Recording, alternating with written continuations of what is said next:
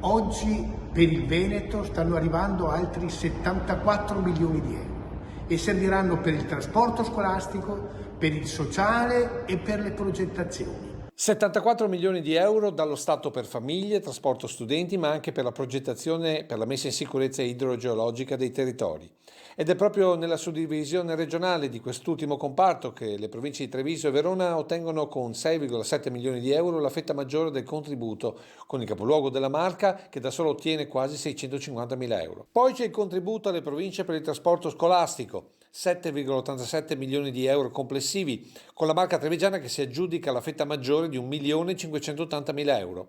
33 milioni e mezzo per progettazione territoriale a comuni e province e 33 milioni e mezzo per sociale e trasporto scolastico per i soli comuni, con Verona che porta a casa la fetta maggiore di 1,74 milioni di euro, mentre a Treviso arriveranno 638 mila euro.